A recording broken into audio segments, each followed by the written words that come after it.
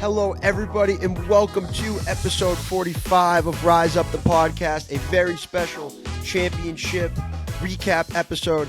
I'm here with Greg Beeskrennen and Newbie Talks from PLL Bets joining me to break down this championship game, what we saw, what we liked. What a game, first and foremost. We'll get into that later, but I know I was absent last week. It was awesome listening to that episode this week during work and hearing the interview with Carter and hearing your guys' picks and just getting into all that stuff. But I'd love to talk about what you guys talked about last week and, you know, where we saw it was right, what was wrong. But before that, Newbie, talk to me. You're in sunny California. It's a little rainy over here on the East Coast. How you doing? Same. Yeah, it's a little bit drier here, boys. We were just talking before we started recording. Insanity. There wouldn't be any chance that I could drive to Hoboken to place bets this weekend, Beast, because I would have to take a fucking boat. Insanity. What's going on over there on the East Coast? It is nuts here right now. Woo! I'm in Mamaroneck in Westchester, and I'm lucky because my house is on a hill. Everything kind of goes downwards behind, past my house. My poor neighbors right now. Oof. It is tough. How is it in the city, Seibs? It's crazy. It feels like the city's sinking. In some pockets there's like 3 feet of water, and I'm seeing videos. I'm in a high-rise building. I'm on the 35th floor, so I'm not affected. But humble brag. But walking to the subway this morning, it was insane. Everything coming down. There was water coming out of walls. It was absolutely nuts, and I said I'm not going outside for the rest of the day. I was supposed to have dinner plans.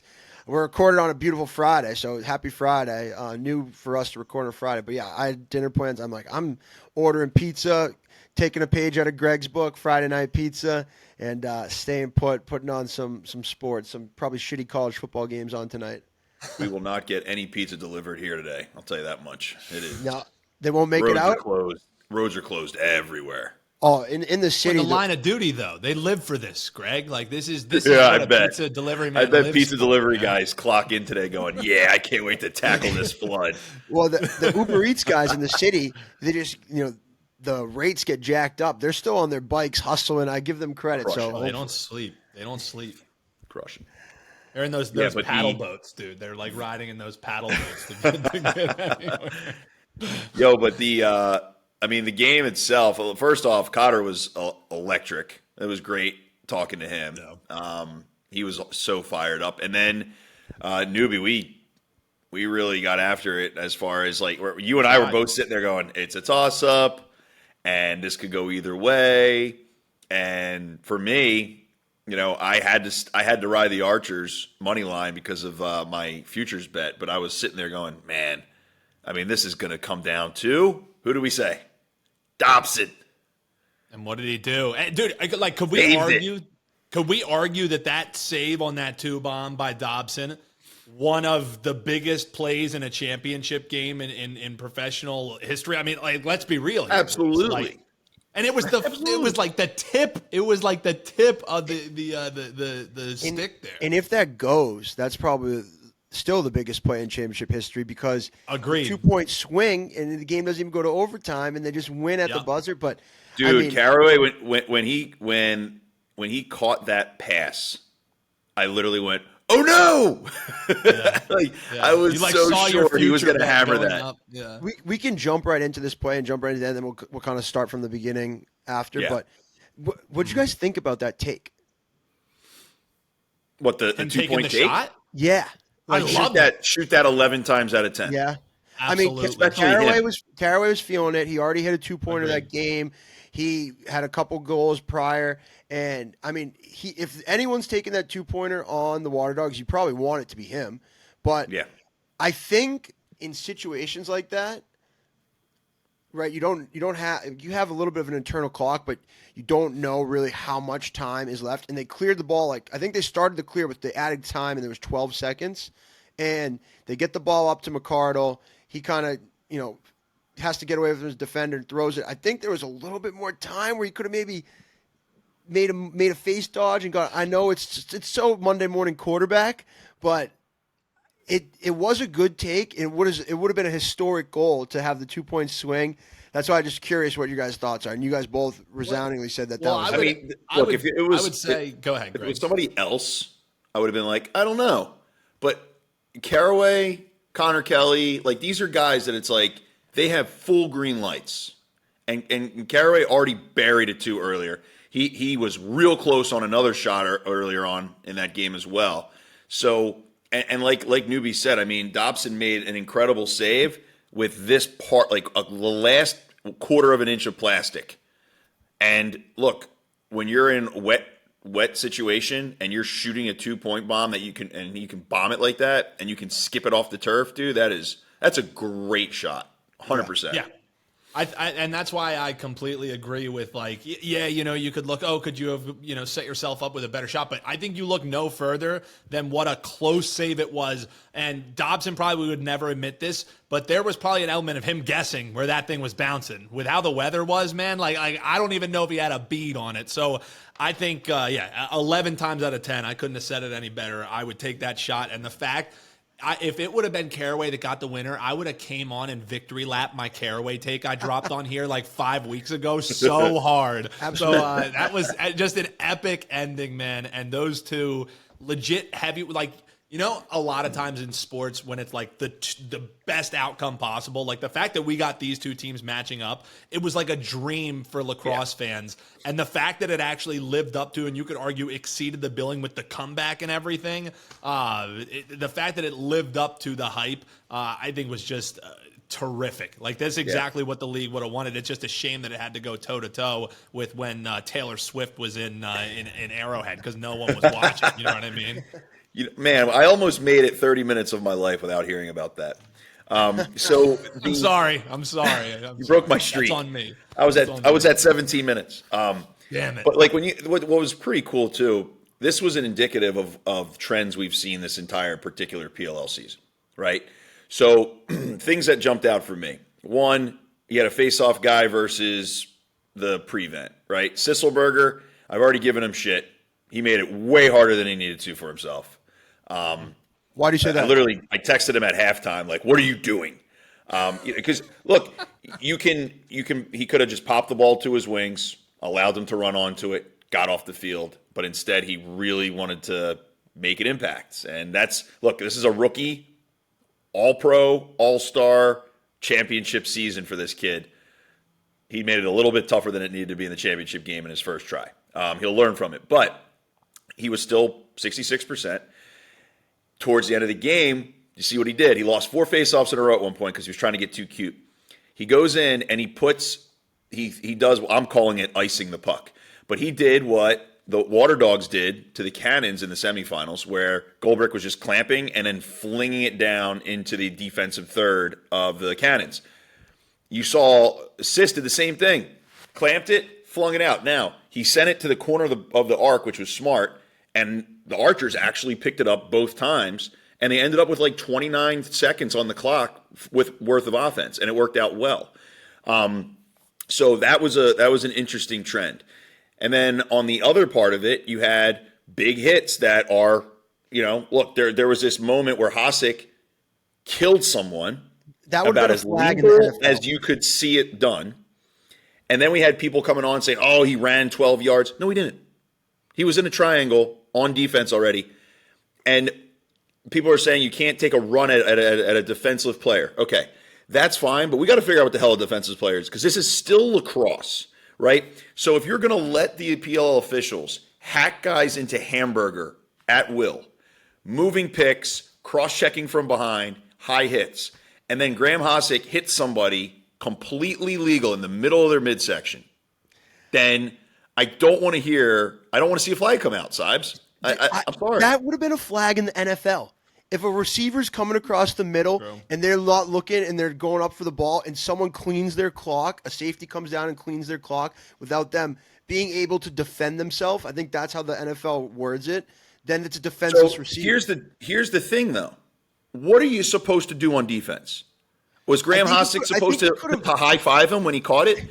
Dude, I think there's this a is world lacrosse. where You can't run down the lacrosse field like this without getting laid out. I also think there's a world where Graham Hossack doesn't spear him and can stand him up a little bit and not fully take his helmet off. Dude, you're asking a guy to play defense at 50%.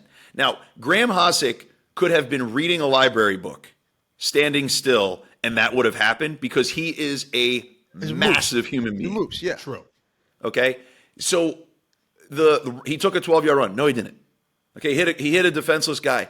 A defenseless receiver in football is different because a receiver in football has to run his route. In lacrosse, there's other ways to get the ball. So now, if I'm a midfielder in the PLL, I'm sitting here going, I'm just going to make sure my cue collar's on, and I'm going to just jog right down the middle of defenses on clears from now on. And if anyone touches me, flag. Like, you got to be kidding me. This is my get off my lawn moment in lacrosse. I'm glad I played it when it was still lacrosse. Because if you're going to here's the other thing, Sibes. If you don't want that to be legal, I totally get it. Player safety, fine. But why are we letting guys slash the shit out of each other? Ask the face-off guys who are still alive this season what their arms looked like. They look like hamburger meat. And it's like, where do we – it's as usual, it's inconsistent. But then the last part was the goalie play. I thought Dobson was absolutely awesome. And I really thought he was going to be the pinnacle. Like, this was going to be the linchpin. Can he go toe-to-toe at Wardo? He did more than that. And then, of course, at the very end, who was it? League MVP, Tom Schreiber. And, I mean, it had everything you wanted in a lacrosse game, dude. It was great. At one point of the game, I felt like it was one of the semifinal games. Like when I think it was 8-2 Archers. And I'm like, they're going to run away. They're going to run away with this. And then just an unbelievable comeback. And I think, talking about the Hossack hit, I believe the Archers scored man down on that possession. And that was, to me, it wasn't the nail in the coffin because obviously the Water Dogs still had a chance at the end to win the game. But that when the Archers scored that goal, they were like they were man down. The Water Dogs were making their run. They had another man up. And then all of a sudden, it's like a 2-goal swing almost. And I was like, all right, the Archers kind of are in the driver's seat again. Yeah. Yeah. And it also negated everybody like freaking out and saying, oh, they only lost because of that call. And if you're going to make that call, it's fine. I'm just glad that didn't really affect the game. And there's a whole bunch of people on Twitter like, oh, karma. I'm like, well, it's not karma. It's not like the Water Dogs meant to have a man up. But it was cool. And Neuby, I know you and I were talking about the ground ball situation, which team was going to have more ground balls. The Archers got the smallest edge because they were 66% on the faceoffs. So it was real close, but the Water Dogs they definitely let in shots. What was impressive for me was how much homework the Archers' attack did on Wardo and his high crease. How many times did you see their attack catch the ball just beyond GLE and then throw it behind Wardo for a pass for a dunk on the backside? I mean, that happened like 2 or 3 times with Ament to O'Keefe on the backside. That's really intelligent. That's the way to make a goalie stay back down in his crease a little bit.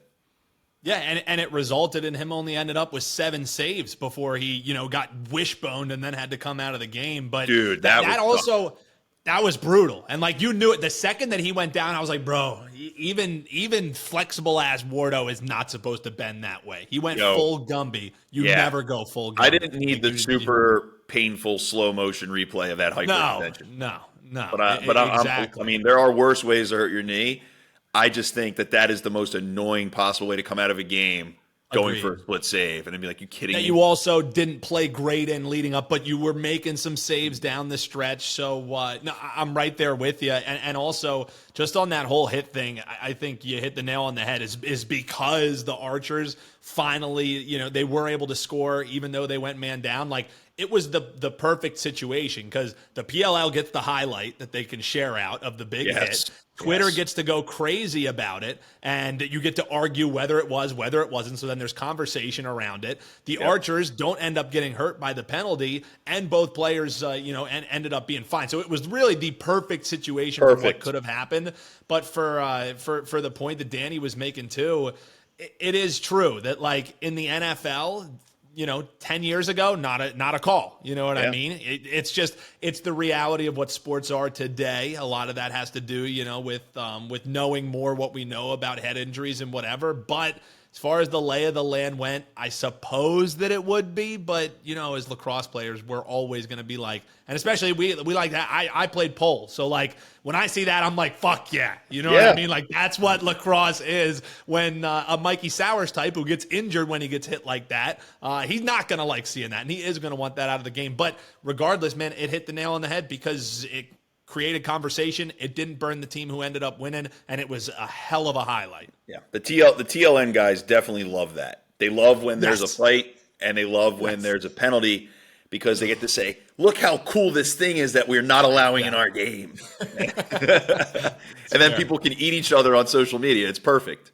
Yeah, that's fair. I thought we haven't even mentioned that this was an Archers team that was without Connor Fields, and who was huge for them all year long. I thought the biggest unsung hero of the game for the Archers was Ryan Oghaven.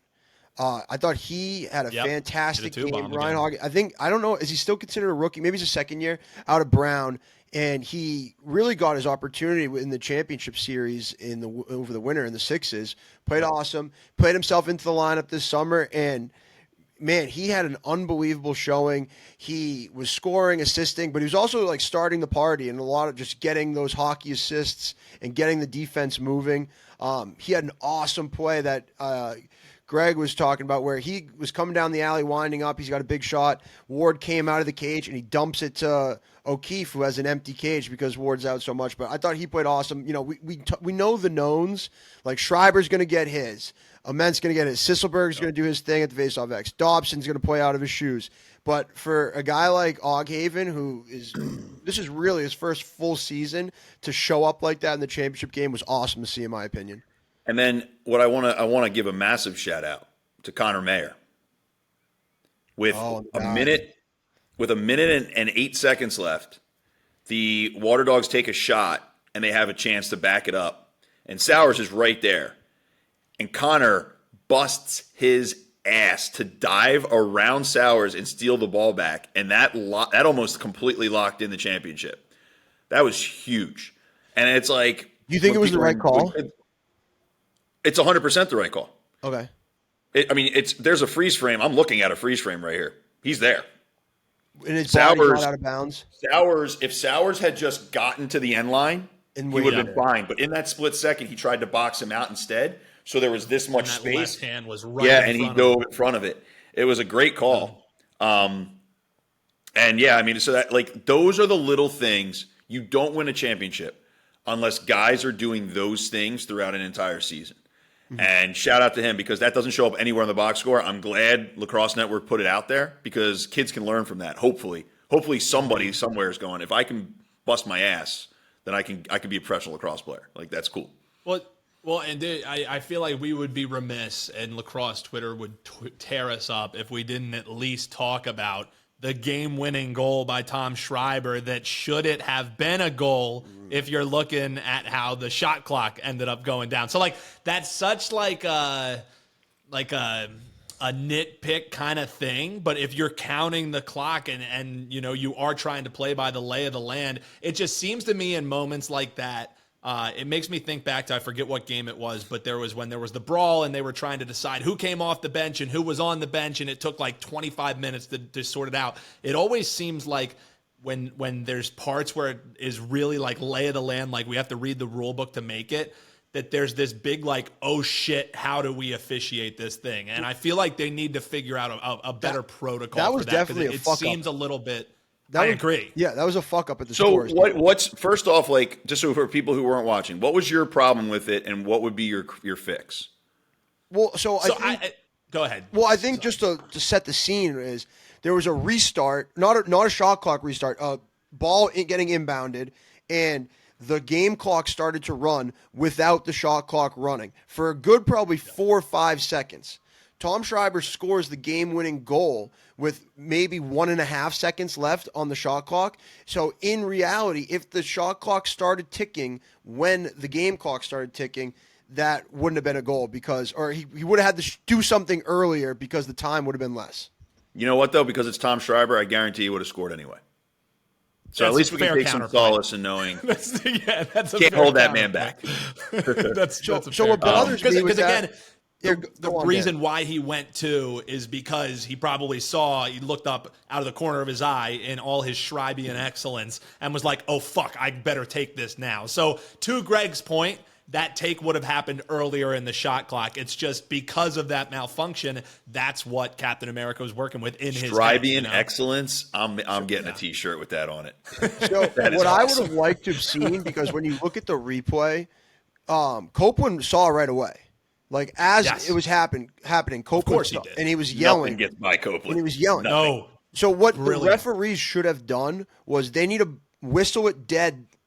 As soon as Copeland's yelling at them, needs to whistle it dead, go to the table, figure out what happened, and reset the clock based on that. But it bothered me because it's such like a high school scores table fuck up. Like, this is the PLL, the pinnacle of the sport, in the pinnacle game of the sport, in the championship. That cannot be happening. Like, it's not a sophomore manager of the team that's running a clock. They have a league official that's there doing his thing, getting paid to do so. In a time like this, in a high stakes situation, it's just something that can't happen. And it sucks that the outcome is when they realized it and they went back and looked at it, but there's nothing they could do. They can't take the goal off the board. They say, hand up, that was on us. So what I would have liked to see, like I said, they blow it dead once Copeland's in the ref's ear. They go to the table, they reset the clock, do it that way. It's just really, it sucks that. It's a bummer, man. It's a tough, they'll find out a way where they're like, okay, in the moving forward, here's a protocol. We'll make sure this doesn't happen again. And that's part of running a league, and that's part of sports. But doesn't make the Water Dogs feel any better. Just like, admitting that we got the call wrong in the semifinals doesn't make Penn State feel any better. Was just about to say that one. But that's sports, like, man. It feels the exact same way. That's sports. And also, let's be real. It's not like this stuff still isn't happening in college football. It's not like this stuff still isn't happening in MLB, where it's like post, hey, we fucked up. What do you want us to do? Yeah. But also, it also shows that while the league is continuing to gain steam, it still is in its infancy, and it's something that hopefully, to your point, that they learn from that and don't have that same mistake happen twice, where you're a little bit quicker on the trigger there at the scores table.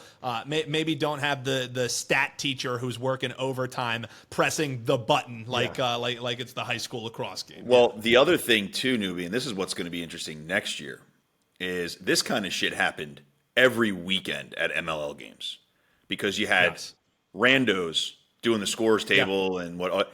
So it was stat teachers. When you want quality control, if you go to a franchise model, now next year they're going to do the franchise model, but they're going to be hosting each week, so everyone in PLL will still be at the same city. But eventually down the road, when this breaks out, this is where you talk about finances, where we need qualified people at every single location every weekend. So, yeah, you want to get all these little kinks worked out now. Well, and to bolster that point even more, because we come on here, the reason why I'm on this show is because we talk about betting. You better not have those fuck ups when you have $100,000 bettors, because that will the money line really Water Dog people are probably yeah. Exactly. So when it's and handle did increase this year. Sportsbooks were taking more money. They were taking bigger bets, but that is only going to become more and more, especially as it's an initiative that the league pushes. So that's definitely things that, to both of your points, I think will be cleared up and will be talked about during the offseason, because you need to make sure you feel like the results at the end of the day are as legitimate as possible. Yes, there's going to be human error. Yes, there's going to be issues. Look no further than what happens in MLB every single game when you want to talk about human error. It's going to happen, but you just have to make sure it feels legit at the end of the day, and I think it's something that they learn from for sure. First off, I'm pumped. I'm pumped that the Archers won it because Shribes is one of my favorite people. Yeah. Obviously, Sis is one of my proteges, and I just love the kid. And then just looking at that team, remember this time last year when the rebuilding started to happen? Guys were getting traded, not picking up their option. You had 3 stars that left for other areas that were kind of mainstays there. You had a couple guys retire. And then you're just like, wow, this is a whole rebuild. man, shout out to Coach Bates. Shout out to that organization. Completely remodeled, and they were more efficient than ever. When you can win the championship game without somebody like Connor Fields. Now, here's my question, too, because I didn't really get any because remember Cotter came on here last week and was like, we just got the travel list, and he's one of the 19 guys. Does that, did they use up a roster spot on that? Because that's what it was unclear. So they had Reed Bowering. I actually wanted to bring this up, too. I'm glad you reminded me. They had Reed Bowering on the reserve roster, so one of the 2 extra guys. And when he was announced that he couldn't go, he being Connor Fields was announced that he couldn't go, they're allowed to flip Reed Bowering off the reserve roster onto the game day roster. Okay. But what's crazy to me is this dude, Reed Bowering, I give him credit. He played 0 games for the Archers this season. Yeah. And he scored. He was literally introducing himself to people before the game. And he scored a goal. He scored a goal. He buried one. Yeah. But, how is that allowed? How can you pull someone in? It's like he played. How can you do that? Dude, I mean, if he's on your – because here's the thing, too. If he didn't play all season, he was fair game. People could have tried to pick him up. Totally. So the fact that he played 1 game, 1 goal, 1 championship, that's crazy efficiency right there. So good for him. Because it's hard to stay in shape, noobs. It's hard to stay in shape all season. Yeah. And then, all of a sudden, Connor gets hurt, and you're like, oh, shit. And, you're doing extra sprints Monday, Tuesday, Wednesday of that week to try to make sure that you don't pull something because you can't duplicate game speed. And then he goes out there and buries a goal. Good for him, man. That's awesome. But, yeah, I was curious about that because I know when I'm sitting there, I'm going, okay, the Water Dogs are already kind of up a man because they didn't dress a face-off guy. And then they, if the Archers have Connor Fields listed as one of their 19, they have a faceoff guy. Now they have Connor Fields. Now he's not playing. So you're technically down 2 field players. God forbid an injury happens. So, yeah, that's good information for people to know that you can do that. Yeah. Now, let's do a fun little way too early overreactions to this PLL season. Okay? So, as soon as we end the season, we got Hartzell's officially retired. Brody's officially retired. Who's going to be the next person to retire? I have somebody in my mind.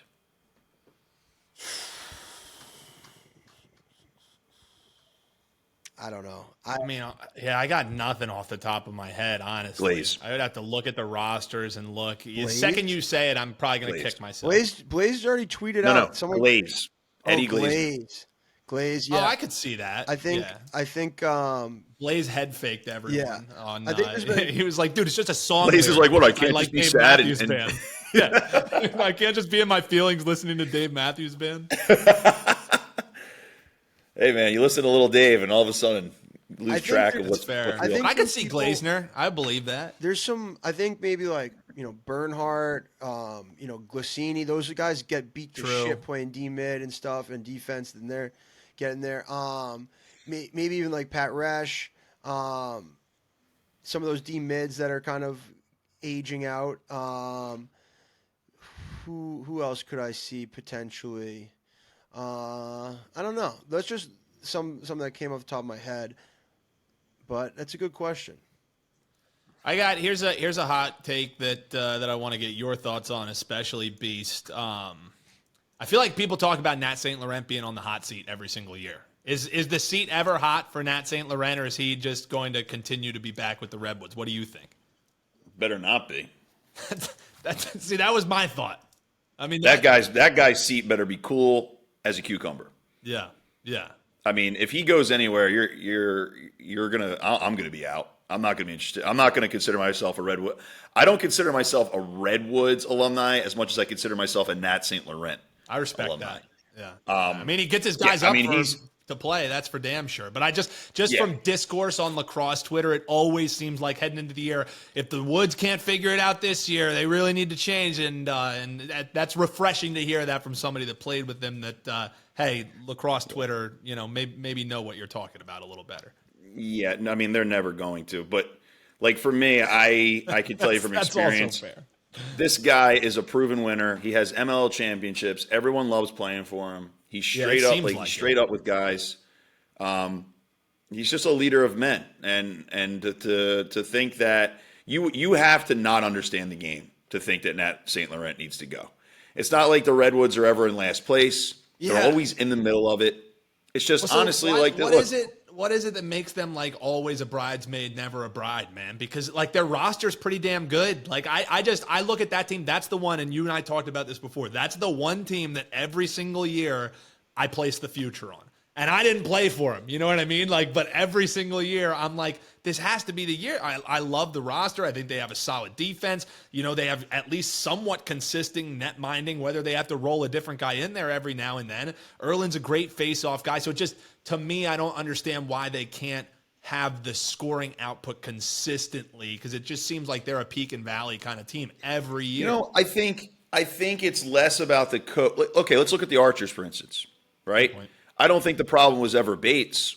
I just think to win a professional lacrosse championship is a lot harder than people think it is. They're like, oh, there's only so many teams. And dude, I did it. I did it for 14 years, man.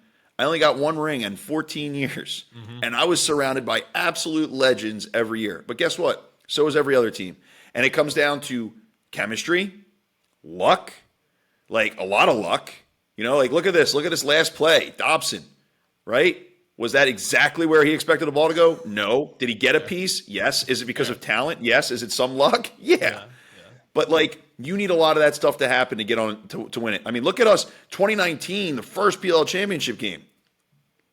No other coach gets his guys to rally like that. No. Storm back. True. And then look, at the end, we just didn't make a play. And Matt Rambo did. Like that's so look, I mean, I think it says less about this season says less about the Redwoods and more about the Archers. I also think, like you said, like TD is a great face-off man, but he got nerfed. All the face-off guys did this year, right? By the rules. Look at the Archers in this championship game. They were 66% on face-offs. And once again, here we go. They had 3 minutes less worth of possession time. Yeah. So, you know, so you're taking, I mean, that should be a strong point for them. It's not because of the rule change. Now, I hope that changes and we can get into that later too. That's what I was going to ask next. Yeah. Yeah, I think, you know, let's move to that because, I mean, there has to be something done, right?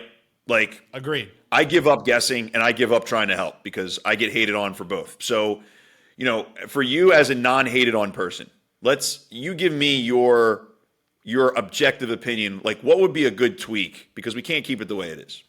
Yeah, and that's what I mean is it's tough for me to come up with the solution because like I don't have a bullet point list of here's how to fix the issue. But I know that this season it was tough to watch a position that I think always was one of the most interesting and specialized in the sport really just be negated. You know what I mean? Like it really didn't matter if you had a good face-off guy. Look no further than what happened with the Atlas. They had the face-off guy, and it made no difference in final scores. So, but now the genie's out of the bottle. Like even if they take it off of being a 30-second clock, do we have any guarantee that teams who punted on it and got to basically dress an extra player, do we have any guarantee that that's not going to change? Because the genie's out of the bottle now. Like the concede strategy is out there, and I don't know if that's going to change at all different levels. I would assume that it wouldn't, but I think the shot clock accelerated that. But if you don't have a strong face-off guy, that situation is now a potential viable way to play lacrosse. So now that the genie's out of the bottle, I don't know what the absolute fix is. That's a great point. I think what you do is you go back to the 52 and you keep the reset clock at 32. That's what I think. I don't hate that. There's no reason to have it. And the whole like there's mass transfers. Dude, I don't want to hear it. I don't want to hear it because you mass transfer every time. It's okay if 3 offensive midfielders run off the field, from coming back from defense, but it's okay for 3 defense. It's good for a long pole and 2 shorties to come off the field. Yeah. So I don't buy it. I'm sorry. I just think that it was like, let's get cute, let's try something, and I also think that there was a definitive overestimation of how loud the anti-face-off people were on Twitter. Fair. That was an actual real representation. And once again, it's just the same 2 boneheads with 6 different burner accounts freaking out about face-offs. So the overwhelming. I mean, even Jerry and I were talking about Jerry Agonese and I were talking about it yesterday. It's like, whoa, man, this was like overwhelming hatred. And I told you on one of the other shows, I was like, one thing I've never heard is a college coach this summer going, hey, that new shot clock rule, awesome. Yeah. I've heard, dude, objectively, I'm telling people honest, verbatim, I had probably almost 10 people this summer tell me I'm not watching anymore because that part is so weird to watch. Wow. And like just the concede part of it. Yeah, right? well, that's because the concede part of it, as the year went on and you saw what a solid strategy it was with how it was constructed, but it also at first just flew in the face of what you kind of know about sports, and especially lacrosse. Like, look no further than that dive out on the end line. You know what I'm talking about? Like, you're fighting for every single thing. So that now part of the game plan was don't fight for this one huge part of the game. It just kind of flew in the face of what we know and what we do in competitive sports. So I think that was probably the strangest part of all of it. But to have people just not watching because of it, now that's an extreme aversion for sure. That's yeah. And I was like, even I'm watching it, but part of it's part of my job. But like, I was like, True. It's a very awkward thing when you are saying that we are going to take a part of the game and we're going to be better at it, and because of it, we're going to have the ball less. Now, part of the game option, has so much dedicated to it. You know what I mean? Yes. Like you know this. You run a face-off academy. Like, it is an important part of lacrosse, and that's what we've been taught since sticks were in our hand. Was, hey, if you can be make it take it, you're going to roll over people. And the fact Newby, I think there's a miscommunication on because I get it. Obviously, like run FOA here every single day. We need a face-off guy. We have to win face-offs. It's like, and we've talked about this before.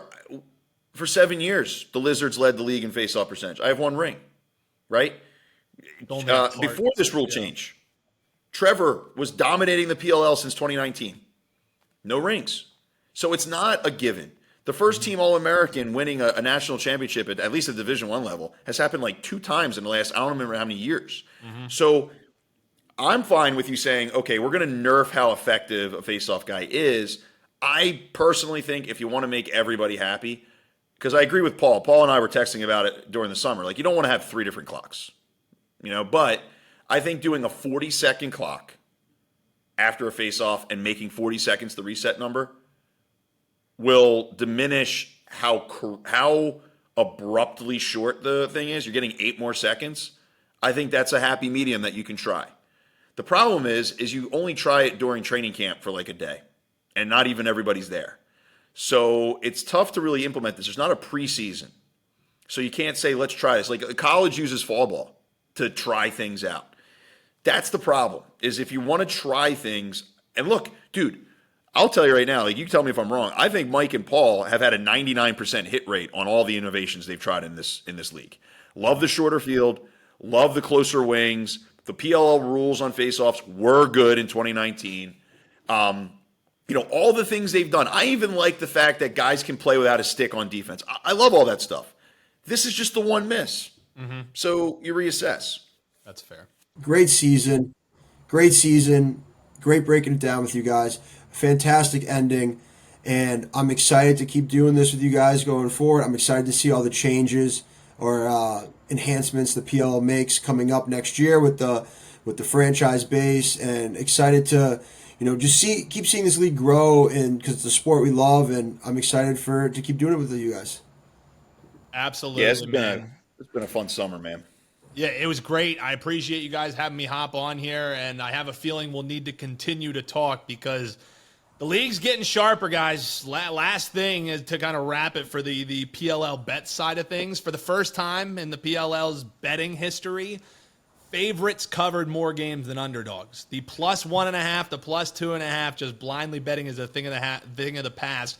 Favorites ended up going 25-21 against the spread. The previous 2 years, it was 58-30 for the underdogs. So they knew who to make favorites anymore. So listen more than ever to the guys who are trying to beat and be the sharp side, because man, it's getting tougher. Odds makers are getting smarter, boys. So we're gonna have to step our handicap game up, noobs. Yeah. I'm and ready. look, Let's it was great ride. having you as an addition to the show on a weekly basis. sir. I think I agree with you. I think the majority of the people that I know that pay attention to PLL, it's because a lot of it has to do with the fact that they're betting on it, which is cool, as long as they're doing it in a responsible way. Agreed. So, we'll continue this. I am grateful for the show. I'm grateful for you guys. I'm grateful for the listeners. If you are a listener and you want to keep this thing going, please subscribe, share, everything, so that we can continue to increase our engagement, and we can give you guys more access to more things, including the proper lines for your PLL games. Hell yeah. Thanks, fellas. And that is episode 45. We will see you guys in the future.